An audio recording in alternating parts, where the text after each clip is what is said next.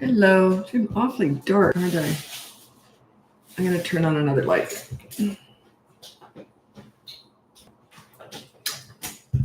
That's a bit better. Okay.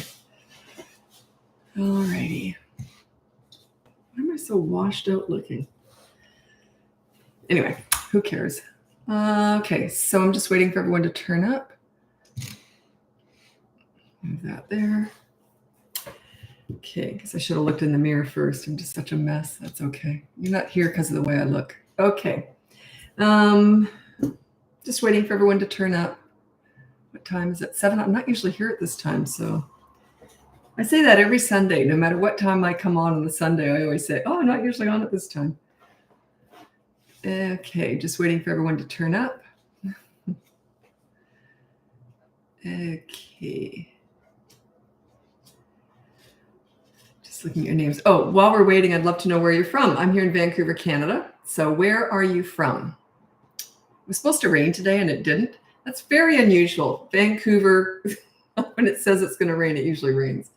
We live in a rainforest here. That's why it rains a lot. If you don't like rain, don't live in Vancouver.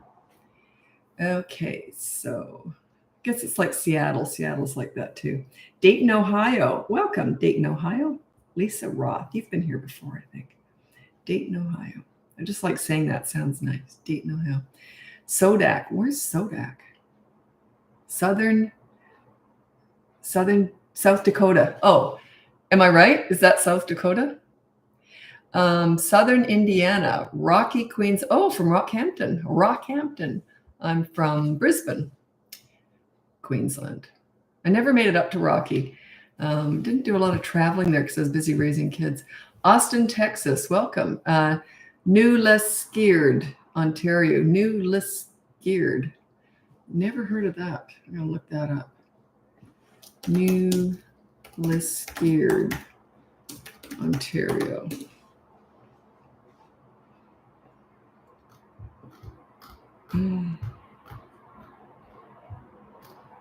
Oh, wow. Oh, I see. Wow. So it's quite a small town, I guess, eh? Ontario. Toledo, Ohio. Have you ever had a child spike poop in his pants? A lot. Not my own. They didn't do it, but a lot of my clients. Yep, they do spike poops. Northern California. So that's South Dakota. I was right. Imagine that. Imagine me figuring that out. I'm pretty proud of myself because I'm Canadian too. So, okay. So let's get going with the live. My name is Lisa. I'm a parenting coach. Welcome. If you're new, welcome back. If you're not, and if you look at the link above, you can see my free behavior board, my mini toddler courses, my big boot camp courses, and you can look into coaching. I do have a wait list for coaching, but I'm pretty good at getting through it lately, so it's going well. I feel rusty. I haven't done a live since, I don't think, Thursday. So I used to do them every single day, but I just don't have the time anymore. Anyway, our podcast, my daughter and I, our podcast is starting on the 24th. She's in on it too. So she asked the questions. And then we just chat, like mother-daughter stuff is coming up too. It's really quite interesting. Like her memories growing up are different from my memories raising her and her brother. You know, like she sees things from a kid's perspective, and I saw it from my mother's perspective. It's quite interesting. How many days do you do these live chats and what days? Okay, Tuesdays and Thursdays at 4:30 Pacific time is my regularly scheduled lives. They're the only ones that are regularly scheduled. The rest of the time is just, I was going to say a crapshoot. That's kind of rude, isn't it? I already said it now. Yeah, I just never know. It just depends on clients. I spend most of my days coaching. So, you know, I always say I'm going to quit coaching because I don't need to do it, but I love coaching. So that's my favorite thing to do. So most of my days, I'm just looking at my calendar. Yeah, most of my days are spent coaching. So whenever I can fit a live in between sessions, that's when I do it. Lumberton, Texas. Excellent. Langley, BC. Oh, you're a neighbor. I'm in Vancouver. Garland, Texas. I want to say thank you for some of your parenting tips. Excellent. Listen, I hear all the time that just these lives, people are getting help. You know, you don't have to hire me or buy a course. You know, I have free behavior board and these lives are free. And now we've got a podcast coming out. So there's tons and tons and tons of free information. I want to say this, but I'm not sure I can. Menomonee Falls, Wisconsin. Is that correct? If so, can you let me know? Because I'd be pretty proud of myself if I got that one right. What do you do for the spite pooping? It's just a sign they don't respect you. Okay, so work on your leadership skills. I would check out the boot camp course. And you never put down no pooping in your pants as a rule, because you never address that. It's a little bit different. Yeah, you don't want to put anything potty related or bodily function related on the behavior board. It's just a different connotation to that sort of stuff. So yeah, it just means he doesn't respect you. You got to work on your leadership skills. Okay. I did hot yoga yesterday. Turns out I always knew this, but I'm so inflexible, it's unbelievable. And but yeah, I'm still trying to recover from that. I'm just anything new as you get older. Oh, that's true. It was like that when I was younger too, but I did hot yoga. Yeah, I'm really achy tonight. So if I'm moving around more than usual, that's why. Okay, what do we do if our family members parent completely different than us and do things we don't agree with? If our family members parent, you mean their kids or your kids? Like it's nobody's business, who parents who, you know what I mean? It's just the parents' business. So I don't quite know what you mean by that. To each his own. We all have different ways. I do a lot of coaching around the world, and some of the different cultures I have to work with, like different religions, oftentimes the male is the head of the family and will not be on the behavior board. So I usually try and convince them to get on there, but just in a fun way, but if not, if he won't be on there, then I have to totally respect that. It's fascinating how, I just love learning about new cultures and all that. So, but yeah, everyone's different, right? Everyone's different. How do you handle strong-willed kids who don't care about consequences? Well, I've never been able to not find a consequence that can work. So, and it's not just about the consequences. It's more about connecting with your kids. I don't teach discipline so much as I teach leadership and connecting. Like leadership is connecting. It's not about discipline. Discipline's just something that you do to get it out of the way, get it sorted out, and then you focus on connecting. If they're really difficult, it means that you're not balancing out the connecting too. So 99% of parenting is connecting and bonding with your kids. The discipline's a tiny part of it. So I'm thinking maybe there's a little bit of pride in you too. Are you strong-willed? Yeah. I'm just going to finish reading what you said. They will dig their heels in and ask for more consequences. Yeah, that's just I don't care what you do to me. Yeah, it's one of those. Do whatever you want. I don't care. You think that hurts? Good luck with that. That kind of attitude. Yeah, check out the course. Or you can look into coaching if you're interested. Any advice for kids fighting over anything and everything? 5 and just turned 3. Fighting is one of those, I sometimes talk about it, but I don't like to. The reason is it's organically, they stop fighting once you're a leader. But in the meantime, you can say, and you don't say no fighting, that's ridiculous. You put down no grabbing toys off each other, so no grabbing or no hitting. And if they do, there's a consequence. But you can't put no fighting. That's ridiculous. That's like saying love each other. It's, fighting is a sort of almost in the emotions department.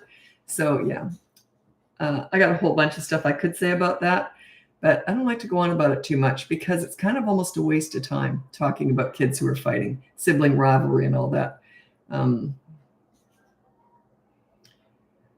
Merritt, BC, neighbor. Where the heck is Merritt? I know it's up north somewhere. BC, where is that?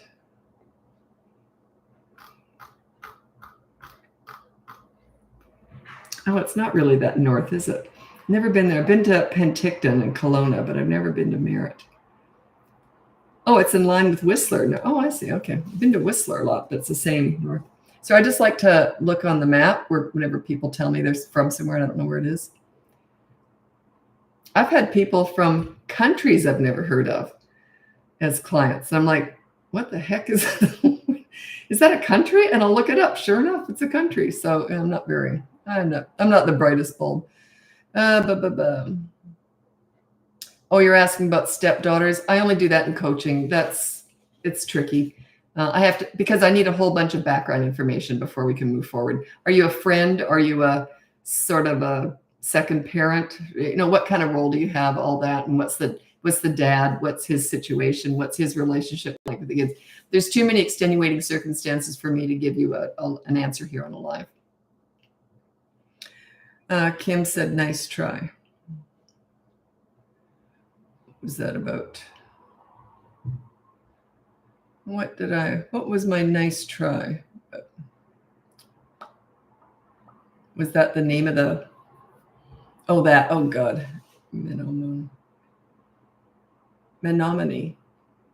How many ways could you say that? Menominee. Menominee.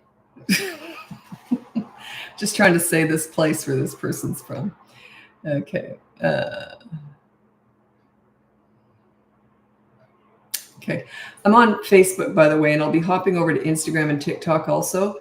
And I'm on YouTube the whole time. YouTube's the best place to watch these lives because it's my smallest platform. And so I'm more likely to see your questions. I went on about that one time. I was doing a live and I completely forgot, never once looked at any questions on YouTube. That's so typical of me. Yeah, this is what you do. And then I completely forgot. Anyway, so I'm going to look at YouTube now. This is from Emily L. What do you do if you feel like you gave too little of a consequence for very bad behavior? It's not about the consequences. If they do something bad, then you have them replace it with a good deed. So don't worry too much about that. But it's kind of a judgment call. Yeah, too little of a consequence. Well, generally the consequence is do a chore within 15 minutes of being asked to do so. If they won't do that, then 24-hour media blackout. So if it's that awful, I might say, let's just jump to the second one. That's what you could do. But I need to know how old they are too. You can't do that with it depends. It's a lot of depends with this stuff. But yeah, you can jump to the second one if it's that awful. I don't like doing that, but you can.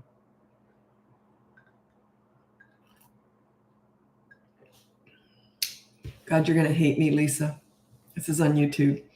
Do you teach or allow autonomy in your courses, giving 2- and 3-year-olds choices to not feel so helpless or useless in the home? I don't think my kids ever felt helpless and useless at all. I gave my kids choices with stuff that, like playing. They were kind of in charge of all the fun, and we had a lot of fun in the house. But when it came to the necessary stuff, I was in charge of that. I didn't give them choices with that. Not so much. I'd just say, okay, so we're going to have this for dinner tonight. And I didn't ask their advice on all that stuff. So yeah, but when it came to play, they were in charge. So yeah, what do you want to do? Okay, let's go here. We built a fort, Mom. Let's go play over there. So they were in charge of the fun stuff. So that certainly made them feel empowered, very much so, actually. And also, I was I always got in trouble with the kids. I was always doing stupid stuff, promising things, and then I'd forget. They loved it when I messed up. So they'd say, Mom, you said you were going to do that and you forgot. And so then I'd make it up to them. How good does a little kid feel when their mom's in trouble? And, and then they'd make me do something like, I don't know, just something silly. So I'd have to do like hop on one foot for a whole minute because I forgot to bring them something or whatever. So yeah, but don't give them choices with everything. It makes you look like, here, what do you want to do? It makes you look like you don't know what you're doing. Like the important stuff, you're in charge of that. Hey, we're going now. Do you want to go now or do you want to go in 5 minutes? You don't give them choices with everything. Do you want to wear this or that? You don't always give them choices because it kind of looks like you don't know what you're doing. So yeah, yeah. See, Kim, that's driving me nuts now. I'm going to look that up and find out how you say that. I'm going to look it up later. I'll figure it out, how to say that. I'll figure that out. Canada, Quebec. Hi, Quebec. Is it Quebec still? I remember years ago people, it's Quebec. Well, I don't know how to say, I'm not French. I don't know how to say that properly. And then someone came from Quebec and they said, oh no, we prefer you English-speaking people call it Quebec. So I couldn't win. Is it okay to manage amount of time spent with my daughter's particular friends? She's 12, but has a friend I do not think is a good influence. Ooh, I'm very careful with that. You know what I do? I get very close to that friend and have them over all the time. Because then if they're really someone that you think your child shouldn't be with, unless they're really, a really bad influence. But yeah, especially with boyfriends and girlfriends, you make sure you get close to that other one. Like make sure they're invited all the time so that they make the choice. Unless you've got a really close relationship and you say to your child, look, I don't really think that that's a great friendship because I don't like the way they treat you or something. But if they are defiant with you, that's what I do. Because often they're friends with people that they know you don't like just to spite you. So that's when you go in with that. Oh, how about we have them over? How about we? Then they don't usually like them anyway. So it depends why they're friends with them. What's the age gap between your kids? Mine are 5 years apart. I had back surgery and I miscarried multiples in between my kids. And so it wasn't planned, but it worked out great because my son started grade 1, then I had a brand new baby. So it was like I got 5 years with him, to put all that time into him. And then he went to school and then I had another one because I love stretching parenting out because it was a blast. They say that if there's more than 7 years between siblings, they don't relate as siblings. Like a good example is my brother and I. He's like 16 years older. I wasn't raised with a sibling because he wasn't trying to grab my Barbies off me. Do you know what I mean? Like I was raised in a house with 3 adults. So we didn't relate. Certainly growing up, we didn't relate as siblings. But I don't think there's any perfect age gap. They say, oh, I want them close together so they'll be friends. They often kill each other. Not literally, but you know what I mean. So I don't think there's any perfect way to have an age gap. The one thing I did notice, though, and I've heard this from other parents who had a bigger age gap, is they really had time to enjoy each child like I did. I really got those first 5 years with my son was just fantastic. Like I just got all this time with him. I wasn't distracted by any other child. So he had a lot of one-on-one time and with his dad too. And then when my daughter came along, it was kind of the same thing. And plus he was able to help. I'd say, here, hold her for, a couple minutes while I'm making dinner. He could just sit and hold her. And because he was a very gentle boy, actually. So he could just sit and hold her. And it was wonderful. But there's benefits to having them closer too. So. Okay. We all live in the same house, grandparents, father. Okay. We all have different opinions, but are all trying to raise him together. Ooh, you want my help with that? You want me to answer that on a live? Yeah. I can't answer that because I don't know your culture too, because I work with this a lot in different cultures. And we'd have to set up some ground rules. And is everyone going to be on that behavior board? It's just an accountability chart. And also I have to respect that if you really respect your elders and don't want to, like conversations that you might want to have with your elders, I have to respect the fact your relationship with them, etc. Right? Like in North America, I might just say something like, "Look, there are kids. We're doing our best. Just let me raise my kids." Whereas in your culture, a lot of different cultures say, "Well, we can't talk like that to our elders," so like at all. So, but yeah, so I'm used to working with that. That would be more coaching, trying to figure it out because it's too complicated, right?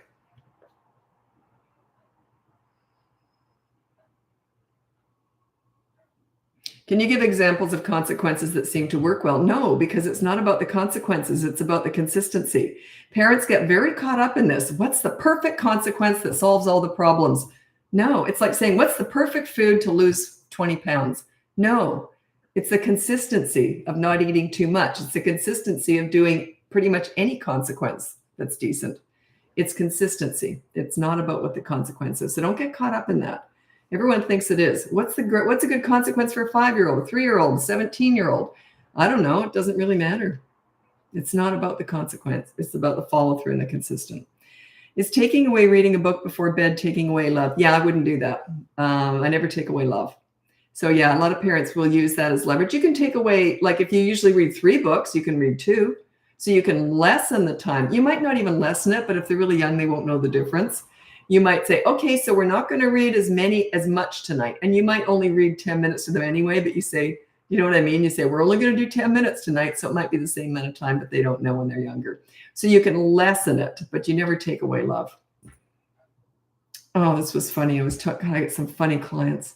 I was telling this and I said, you never take away love. Like if they have a plushie that they love to sleep with and I said, you can lessen it. And they said, well, what do we do? Just rip the head off the teddy bear and then give it to them. They really wanted to take that teddy bear away.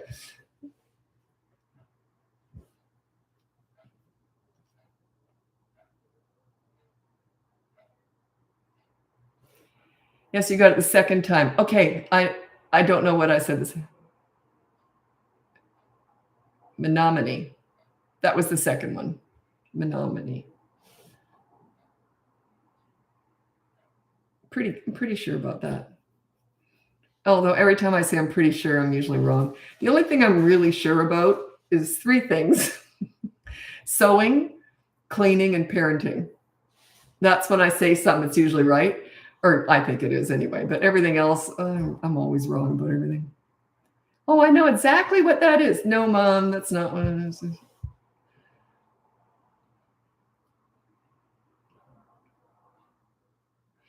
This one's a good one. It's from Joanne Dorr. My 9-year-old always has to have the last word. I finally have to say end of conversation, but he keeps following around telling me I'm wrong. Yeah, it's a fun one. It's not one I like to talk about on here. It's a fun one in coaching. What I mean is I kind of have to get to know you and your style. But if a kid kept following me around, and just kept at me, I would say something like this. And I don't know if you're at this level yet. You kind of have to have some leadership clout under your belt before you do this. That's why in coaching, we work on, before we really address that, we work on some stuff first. Anyway, here's what I would say. If a kid was arguing with me, especially 9-year-old, that's a tween, 9 to 12 is a tween or a preteen. Anyway, if they're arguing with me, they'll get this. I would say, okay, so I don't know, no video games tonight or something. Let's say you've already laid down the law about something and they're arguing, but you said blah, blah, blah, blah, blah. I'd say, I'll tell you what, you keep coming at me and we'll make it worse. That's your choice. So what are you going to do? And if they keep coming at you, say, that was your choice. Now there's no video games for 24 hours. That was your choice. And then I walk away. And then when they keep coming at you, you just go, whatever. So you gotta kind of come in. But the thing is, if you haven't already got some of that leadership clout, it just doesn't come across well. You know that I'll tell you what we're going to do here. So you see, you gotta have that attitude. But if you've never done that before, they know you're weak with stuff like this. They know you're going to respond to that. It's harder to do. So we have to kind of work on you. It's all you. We're never fixing kids. We're fixing and teaching parents. So it's all in your body language, your attitude. I got a million stories just talking to clients about this, how to set them up to do this correctly. And they feel so empowered once they get it, but it's kind of hard work to get there. Does that make sense? Okay. Lisa, you talk about being a leader. Can you tell us a little bit more about that? What's an example of being a parent leader versus someone who isn't being one? Okay. The leadership, the best story, I have 2 stories. One is the pool story, and that is the first video. I don't know where it is on Facebook, but it's one of the first videos on Instagram and on TikTok. I know it's the first video on TikTok because I put all by myself, I put that in there. I pinned it. Anyway, and it's called Example of Leadership Parenting. That kind of epitomizes the way I look at leadership. It's like a sports coach. You're on the kid's team. You deal with bad behavior. There's consequences, but then you quickly are on that kid's team. You're like, you're his cheerleader. You're on his side, right? So you want to build him up. And then I have another story. It's on steroids. It's the same story, but it's with teenagers. And I only tell that one in coaching because it's just a little bit, a little bit messy, but it's a good one. It's even better, but it's the same thing. It's you deal with bad behavior appropriately, and then you focus on bonding with the kid. So anyway, but that's the pool story. The video is called Example of Leadership Parenting. I have told that story many, many, many times. I just don't have the bandwidth right now. But that particular video, I just hit every point perfectly on that one. Like sometimes I'll miss a point and I'll think, oh shoot, I forgot to mention that. And, but anyway, that one, I just hit every single point. So you might want to check that out. Anyway, I got to go over to Instagram now. If you want to join me over there, you can. My name's Lisa. I'm a parenting coach. You can check out the link above. And you'll see my free behavior board, my mini toddler courses, my big boot camp courses. I have 2 of them now, and you can look into coaching. There's a wait list, but I'm almost caught up with that. I'm doing well lately. And our podcast, my daughter's on it too now. She works with me, is starting on Tuesday. We're going to be releasing 3 episodes. Anyway, if you're on the mailing list, you'll see that. And so the mailing list is if you go on the link above, you'll see the mailing list. What's it called? Newsletter. Yeah, that's it. Anyway, she does all that stuff. So anyway, I got to run over to Instagram. So happy parenting. Bye now.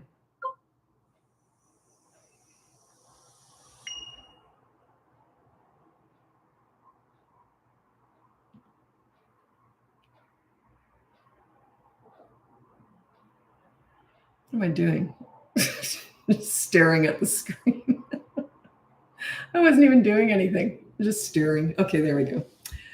Okay.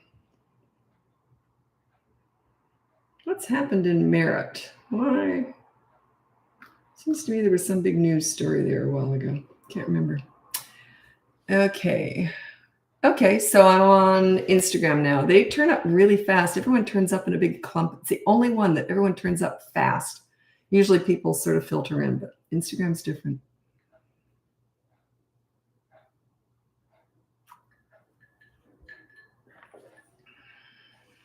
Okay.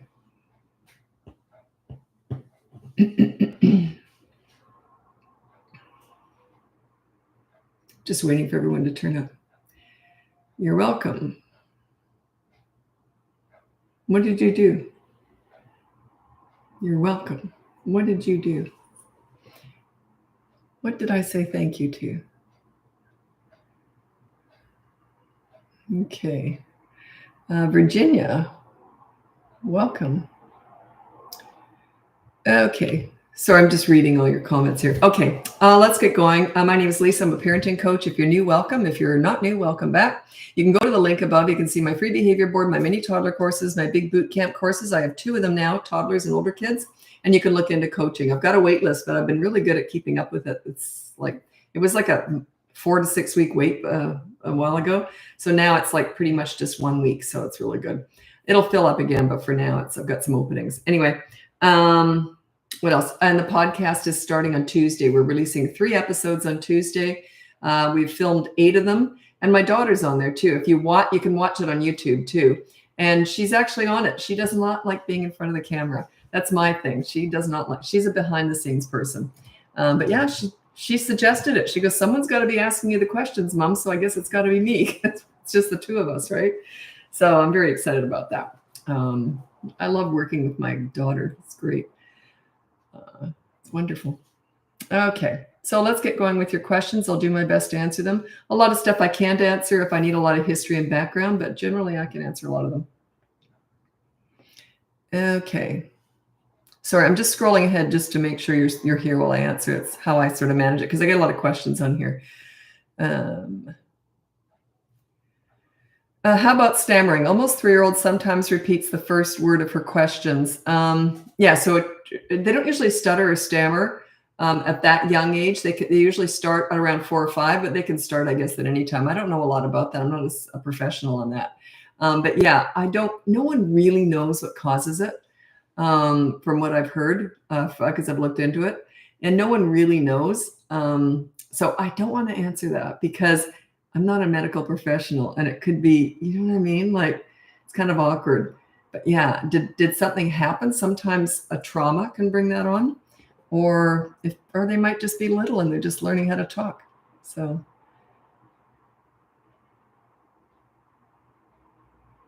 okay. Toddler. Now I need to know the age. The one who's saying replacing the bad words. I need to know the age.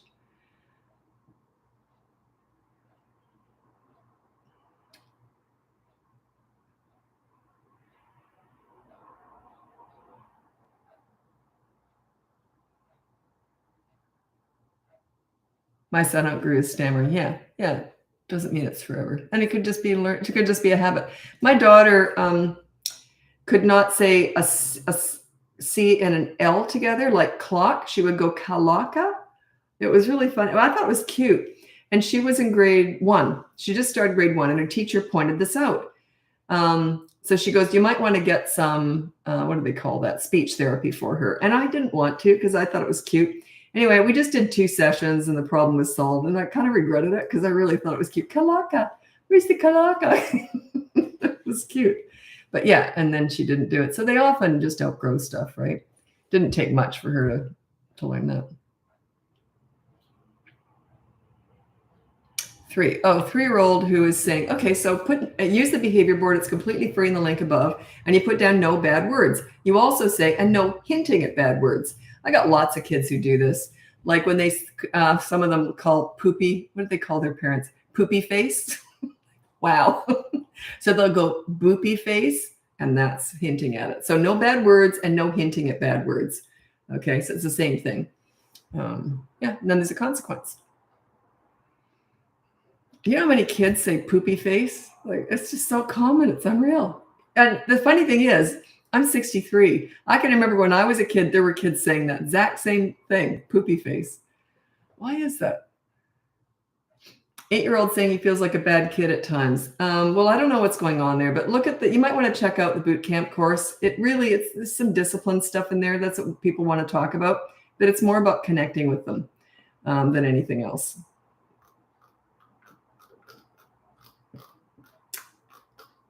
Yeah, and it's how you discipline too, because when a kid does something bad, you say, well, that was bad. Here's the consequence. Now, do you want to go to the park? There's no anger, no shaming, none of that. When a kid starts saying he's bad, I'm hinting that there might be a little bit of shaming and too much discussing bad behavior. I don't discuss bad behavior. What's the point? What's the point in discussing it? They know right from wrong. They choose wrong. There's a consequence. Move on. You shouldn't do that. I know you're such a good little boy. You shouldn't do that. Oh, God, it's a disaster. Don't do that. Don't do that. Do you want me to go on about it? I can. Don't do it. Don't discuss bad behavior. Where you put your energy, what you discuss, where you put your focus is what grows. So I'd say, well, that was bad. Here's your consequence. Now, do you want to go read a book? You want to go play a game? It's like that. It's that fast. I call it hit and run. You don't hit them and you don't run, but it's like a hit and run when you're disciplining. That was bad. Here's your consequence. Now, do you want to go? There's no anger, no emotions. It's like yeah. But a lot of parents want to do these therapy sessions discussing all their big feelings, big emotions, bad behavior, all that garbage. It's ridiculous. It's absolutely ridiculous. Now, sometimes people will say, and I love it when people come after me. They'll say, well, Lisa just ignores feelings. Anyone who's been watching me for a while knows I don't. But you do ignore the bad behavior. You just deal with it and move on. The feelings around it, it all takes care of itself when you're a leader. Kids feel great about themselves. When you get this leadership cemented, you work on yourself, not them. Parents are all focused on fixing the kids. That's the mistake. You focus on fixing yourself, setting yourself up as a leader, and then the kids feel great about themselves. They like themselves when they're with you. When I was working with troubled teens, they said, one of them said to me, I didn't like myself till I met you. So, wow, that's what a leader does. You make them like themselves.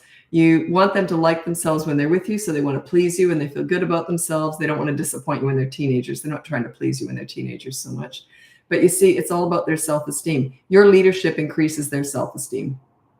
That's what leaders do for children, or for leaders do for anybody in this world. When you're a really good leader, you make people feel good about themselves. That is leadership. That when you just get people to do what you want, that's a dictator and authority. I don't do any of that. Leaders make people feel good about themselves. 3-year-old keeps hitting at school, and his little sister put down no hitting, and there's a consequence when he hits. And at school, they let them do whatever they want, because that school never tell a school how to do their job. So let them deal with them, then report to you and say, well, I heard you hit at school, so there'll be a consequence at home also.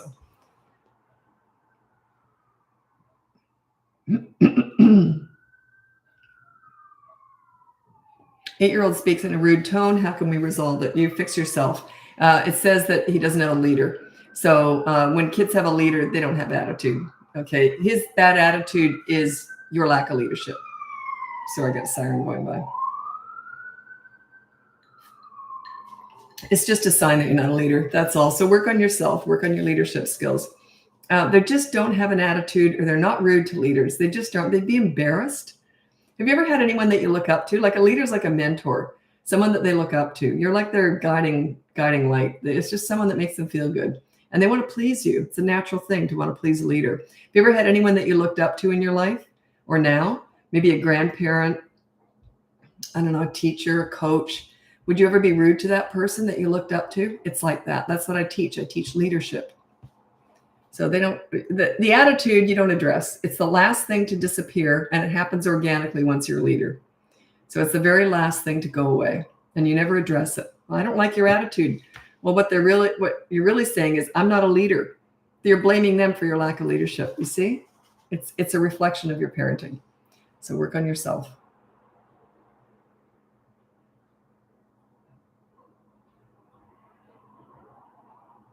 So I'm scrolling ahead. Oops, I got to make sure people are here when I answer. How do you become a leader? Just keep watching. There's no one sentence for that. There's a whole bunch. Check out my boot camp courses. That's for toddlers. The toddler one is more about managing toddlers, because toddlers are kind of crazy. So But your leadership, you can get some leadership by managing their behaviors when they're little and how to interact and play with them in their world. But then by the time they're 3, that's when you start really exercising your leadership. And but I'm going to read out the top 5 tips for parenting toddlers. So I thought I heard another siren going by. Okay, anyway, these are my top 5 tips for parenting toddlers. Number 1, childproof your home so you never have to say no. Number 2, set up a toy rotation system so they're never bored. Number 3, connect with their toddler in their world, not your world. You don't go to the nail salon with them. You go to the park and roll down the hill with them. They just start to look at you differently. There's a real connection starting there.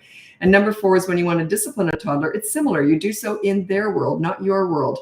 Okay, it's not about these mini therapy sessions discussing all their big feelings and big emotions. That's garbage. It's absolute crap. That was invented to make the mom feel good about herself. It has nothing to do with the toddler. They're about actions. They're not about words. You use consistent corrective actions with toddlers. So yeah, that's what works. Anyway, and number 5 is stop trying to figure them out. Toddlers are not figure outable. They're brand new, fresh human beings. They might even go like this and smear poop on the wall. Can you figure that one out? Like, don't try and figure them out. I always call them crazy. It's more that they just haven't developed sanity yet. They're just not there yet. They're just forming. Imagine if you've only been in the world for 2 years and the first year you were a potato laying on a mattress. Like, they're just forming.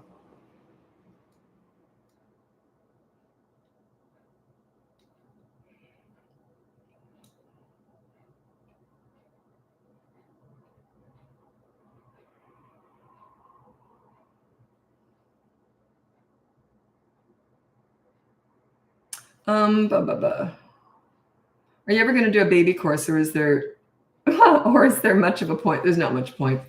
With babies, you meet their needs and meet their wants. You know, if a baby cries, I pick them up. And I can't really offer a lot of advice with babies because it changes all the time. I teach relationships, okay? That's what I teach. I teach how to bond with your kids. With a baby, it's just about meeting their needs and meeting their wants. That's all. But I can't talk about nutrition because I'm not a nutritionist. I'm not a pediatrician. I'm not a doctor. I can't talk about poop consistency. You know, it's all this stuff that parents want to talk about with me, but I don't.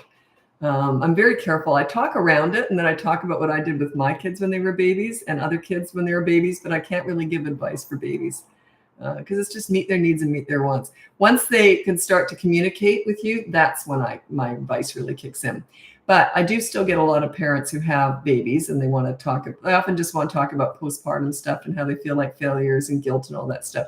So we do talk about that, but my advice is very cautiously given. Like, what do you feed a baby? I don't know. They keep changing when you start feeding them solids. It changes all the time. So I know with my kids, I had 5 years between my kids. They were supposed to sleep differently on their back or sides in those 5 years. You're supposed to start feeding them solids differently. Like, everything just changed in that 5 years. And it changes every year almost. So you know what that says? They don't really know. If they knew, they would have you know what I mean? They're always sort of guessing. They keep changing that all the time. So, and they just are keeping up with the most recent medical advice, but it keeps changing.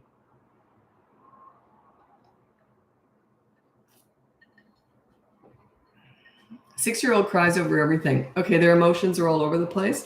That says you're not a leader. When you're a leader, it calms them down. There's a lot of talk about how to fix the kids and help them self-regulate their emotions. It's not really what I do. I set myself up as a leader and they just feel calmer. It just calms them down. Your leadership it makes them feel safe. Now, if you've got a child crying over everything, they don't feel safe. It's fear-based. That's what their emotions are out of control. Work on your leadership skills. That you might want to check out my boot camp course for 3 to 12-year-olds. Sorry, I'm getting all sweaty here.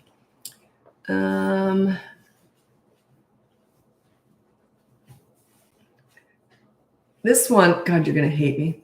This one, best advice for a child with behavioral problems is work on yourself. Do they have behavioral problems, or are you a pleaser parent, which causes behavioral problems or can cause behavioral problems? So which is it?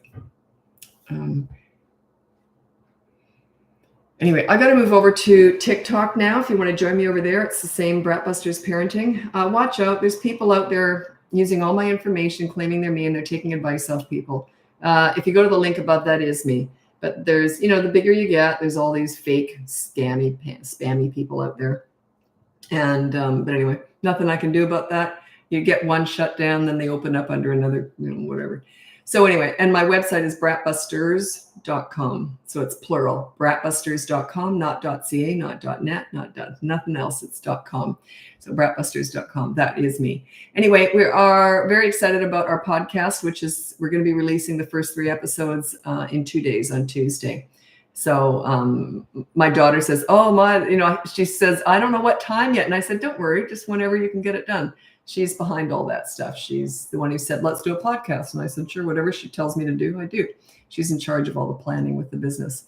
Anyway, thanks so much for joining me. Check out the link above. You can see my free behavior board, my mini toddler courses, my big boot camp courses. I have 2 of them now. And you can look into coaching. The wait list is really small right now, so it's a really good time to join it if you're interested with coaching. And the podcast starts on Tuesday. Very exciting. I don't know anything about podcasts. I listen to them, but I never know who I'm listening to. I never have a clue they never say, hi, we're here. They never introduce what's going on. They often just start talking. For people dumb like me, I never know who I'm listening to. So I'll try and figure that out. Anyway. Okay, so over to TikTok now. Happy parenting.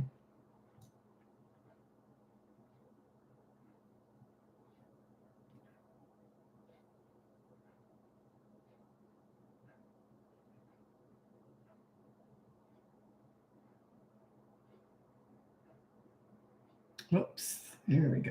Okay. Connecticut. Is that Connecticut? I think so.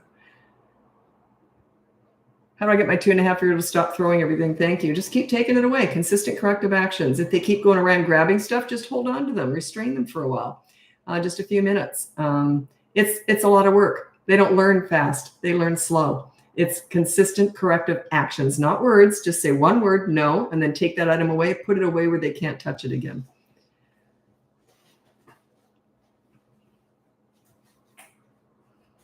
Okay. Where am I? I'm on TikTok now.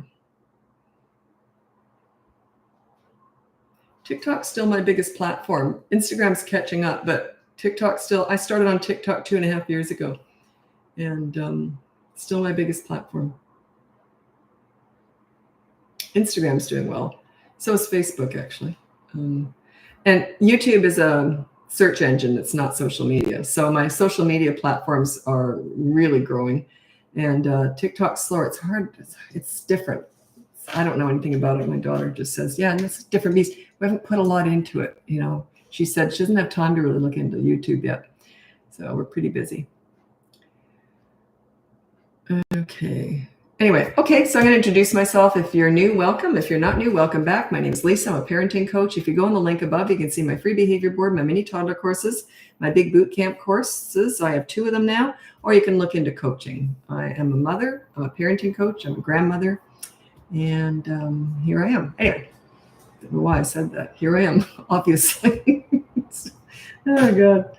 Stupid. Okay. How would you describe your parenting style? No bull crap. Absolutely right to the point. I say it like it is. And my goal is I love having fun with kids. I just want to be able to relax and enjoy children. And I figured out how to do it. It was the most fun thing I ever did was raising my kids. And I call it leadership parenting. You're a leader. You're inspiring them. You're making them feel good, right? You're making them like themselves because you treat them like gold. And also correcting bad behavior is part of that. You want to guide them into being the best they can be. So, but not perfect, and also I'm accountable. If I mess up, I'm accountable. My kids loved it when I messed up because then they get something out of me, right?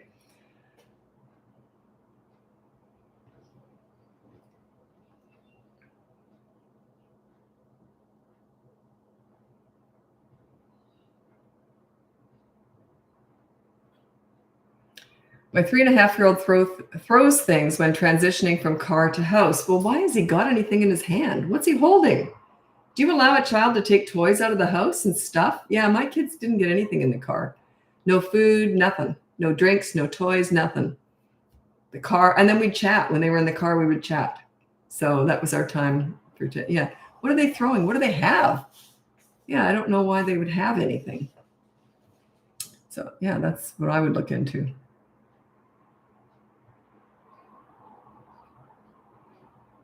He's 3.5. Check out the boot camp course. He just doesn't respect you. So yeah, you got to work on respect. By 3, they should start respecting you. Like they can learn how to respect you.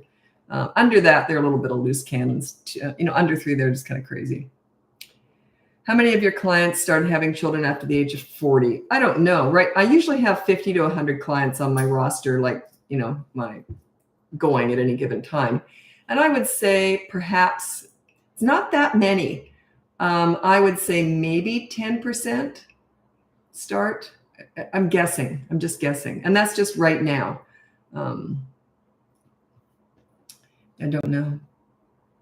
And, that's not something that I comment on because that's more of a medical issue sometimes too, because people say, should I wait till I was 40? I don't know. I'm not a doctor. They say the younger, the better. But then again, are you financially ready for them and emotionally ready? You know what I mean? Like, you're either going to have free time before you have kids or after you have kids. So, if you want to travel and all that when you're younger, then, it makes a big difference, right? Or some people have kids when they're young and broke. And then when they're older, their kids are, or else you just don't meet anyone to have kids with or whatever. So yeah, there is no perfect way. I haven't seen any really perfect way of doing it. To be honest, I haven't, which is interesting. You think that younger, I get clients of all ages. You'd think the younger ones would find it harder, but not always, because often older parents, they're used to having very success in business, and they're quite thrown off by these kids who don't respect them when the whole rest of the world does, and it really can throw them off. And also, they often tend to spoil their kids a lot because they've got more money often, and they tend to give in to their kids more because they want to please them. You can find a lot of that too. So I haven't found that there's any real benefit either way, to be honest.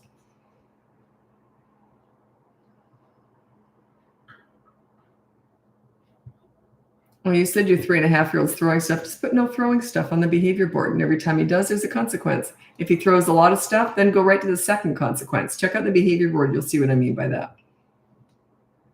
So yeah, I would say, well, that's the third thing you've thrown. So we're going to go right to the media blackout for 24 hours now and let him have a fit. Everyone's trying to avoid the fit scenes, meltdowns, and tantrums. That's the gold. That's where you exercise your leadership, is by staying calm through all that. If you're afraid of that, they're in charge. 100%. Like that 8-year-old kid that I worked with, and he said, if you don't give me what I want, I'm going to have a fit, with that filthy look on his face. And I said, bring it on. And he never did. He thought, ooh, she knows what she's doing. I have no fear of that. That's the gold. My calmness through your fit scene meltdown tantrum is the lesson. That is me exercising my leadership. So yeah, bring it on. There's a lesson behind every fit. There's a lesson behind every tantrum. Unless you interrupt it, or unless you get upset by it, there's no lesson.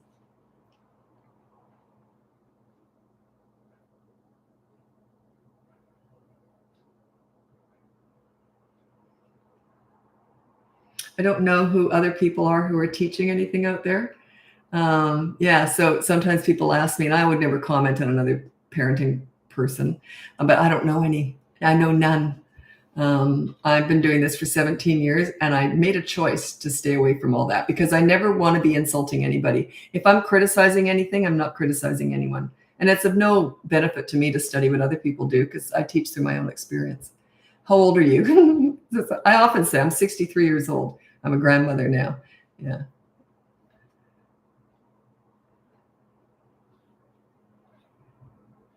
Do you need to wait to exactly 36 months for the behavior board? All 3-year-olds can be on there. Some kids who are 1 to 2 months younger can. I wouldn't go past that. I do find 3 months is too quick. It's sort of, they all develop a little bit differently, but really they're quite similar, especially when they're young. They're quite similar. Yeah.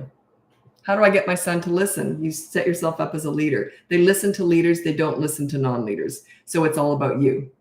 Can you be my grandma? I only got one grandchild so far. She's a little doll. She's 8 months old. God, she's freaking cute. And you know what's funny is I don't even look at her videos or anything when I'm at the gym because this is what I look like. I look like an idiot. I caught myself in the mirror at the gym the other day, and I was just watching one of her little, because they send videos over, right? I was watching one of her little videos. It's just, you just melt when it's a grandchild. I was like that with my kids too.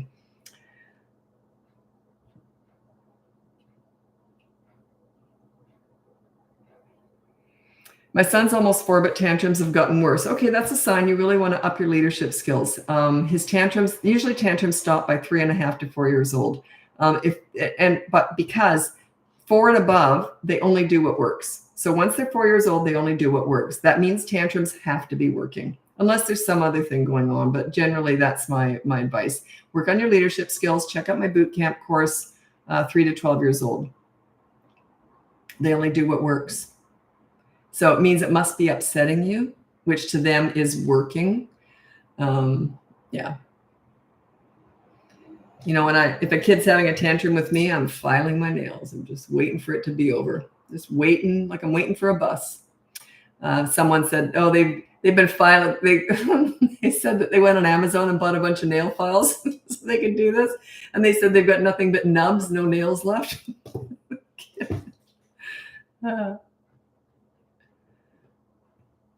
God, I wish I could tell you some of the stuff that comes up in coaching. Just some, I do talk about coaching a lot, but I'm very careful, obviously. But oh my God, I get some really funny clients. I love laughing, and some of my clients are just hilarious. I love coaching. It's fun.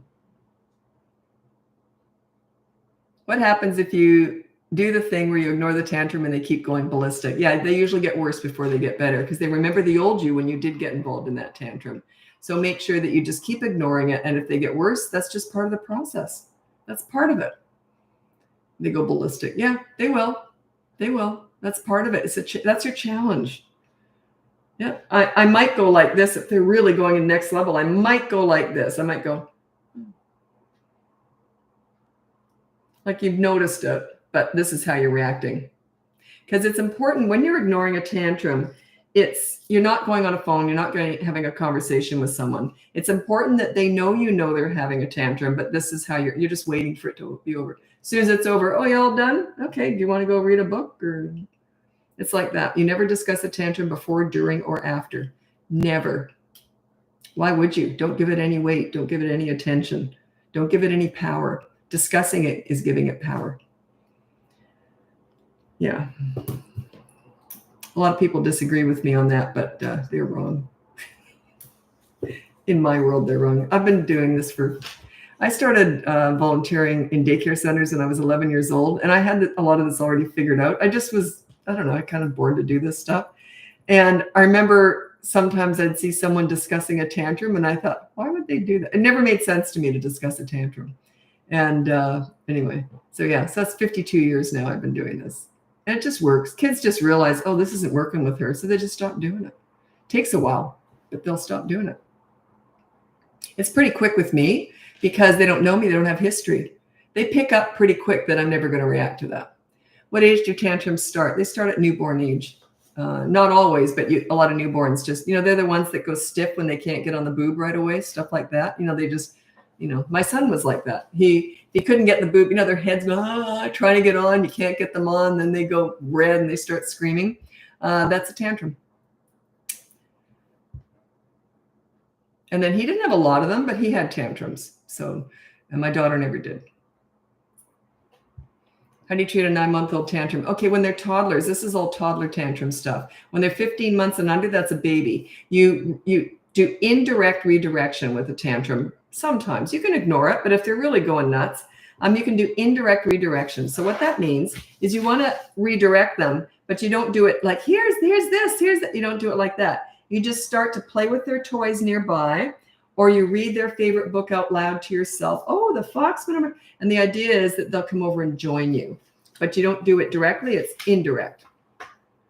I always feel like I'm not explaining that very well, but to me it makes sense, but maybe I'm not explaining it. But it is redirection, but it's indirect. That makes sense, right? Did I explain that? Okay. Could you give an example of leadership, say if a 5-year-old ignores you or talks back? I don't address that. But anyway, check out the boot camp course or use the behavior board. It's completely free. It's all in the link above, the behavior board. You can start there. But if you're going to buy the course, don't do the behavior board first. And if you're going to hire me for coaching, don't do the behavior board first. But I can fix it up. But if you're going to do the course, it's harder because you don't have me going with, I'm not with you on that course. So, but in coaching, I can help you fix it up. And we can use it to our advantage often. Like if you make a mistake, I can use that to our advantage in coaching, but not in the course.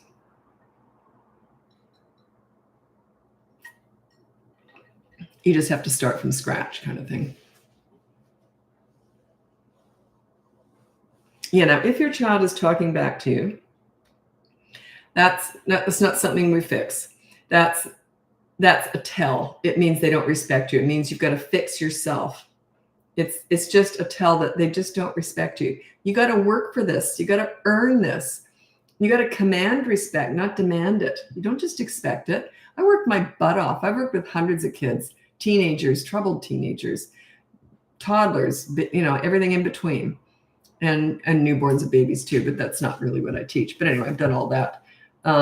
But yeah, you got to earn that. I worked my butt off to get respect with kids. I earned it and I worked for it and it was worth it. It doesn't take long. Not when you don't have history. It doesn't take long. When you've got history of giving in and being a pleaser parent, trying to please them. And what do you want? Let's talk about your feelings. All that weak garbage crap. Yeah, it's going to be harder. You can still do it, but it takes longer. Whereas I have no history and I've got a lot of experience with this. I come in, kids pick up very quickly. I know what I'm doing. They pick up on that. And that's what I teach. I teach you how to do that. Some parents take longer than others. It's almost always their own emotions that get in the way. They just can't not show their anger. And you gotta get control of that. You gotta fake it. You can be angry, but you can't show it.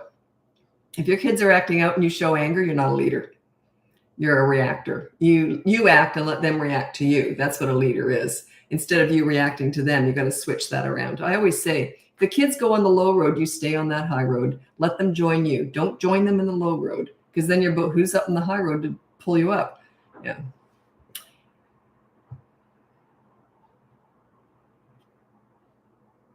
Night terrors are not bad dreams necessarily. I've asked doctors about this, and this is what they told me. But anyway, I'm not a medical practitioner in any way. So night terrors, I've been told, are when they have a nightmare and they wake up thinking they're living it. So they don't quite wake up quickly enough or something. I've been told that's what night terrors are.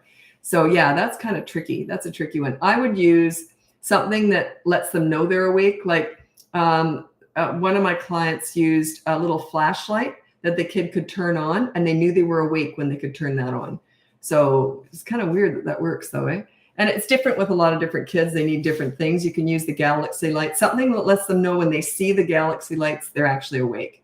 So they'll learn to sort of follow that. Or they can have like a sound machine or all sorts of things that kind of let them know when they're awake.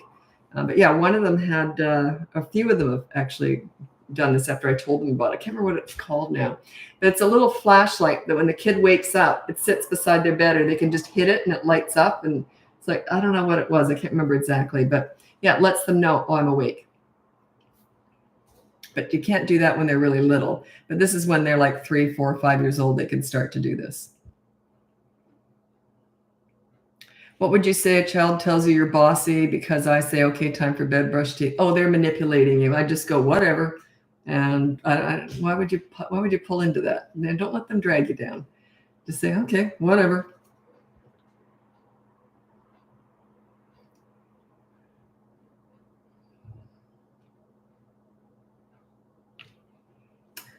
Okay, our podcast is starting Tuesday.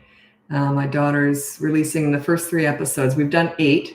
And it's really funny because we filmed them all. We try and film them all like in a group, because she'll come up to my place. We live like 5-minute walk from each other. So she'll come over to my place and we film it at my place here. And so one day we did, I think we filmed 3. And then I said, oh, do you want to do some more? And she goes, oh God, no. She goes, I'm exhausted. She doesn't like being in front of the camera. To her, it's exhausting. To me, it's exhilarating. I could have gone all day filming all these podcasts. But she goes, oh God, no, it's all I can handle. Just struck me as really funny. She was just drained after that. What's the podcast called? BratBusters Parenting Podcast. It's real simple.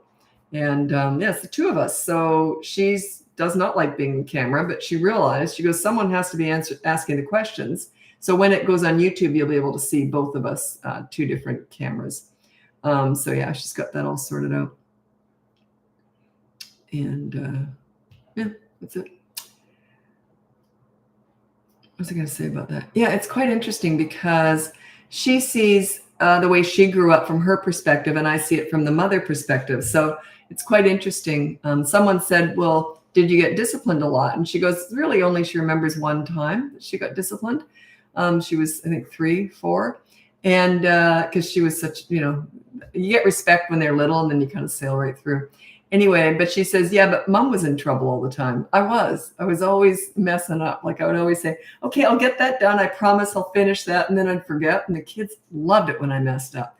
Mom, you forgot to do that. So, and I'd say, oh, shoot, what do you want?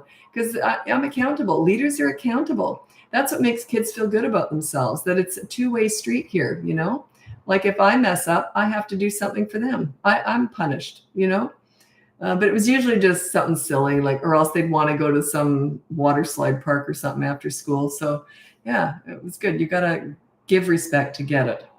Leaders give respect to get it. That teacher, it went viral, that teacher who it was in a really underprivileged area, school. And he had the kids, went through a lot at home. So he connected with them. And what he did was, it's a viral video that went out a couple of years ago or whatever. And he had a special handshake, a different, very elaborate handshake with each student.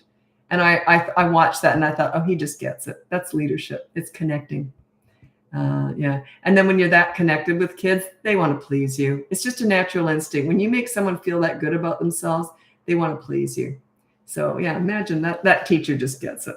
He's a young guy, and I thought, oh, he just gets it. He's a leader.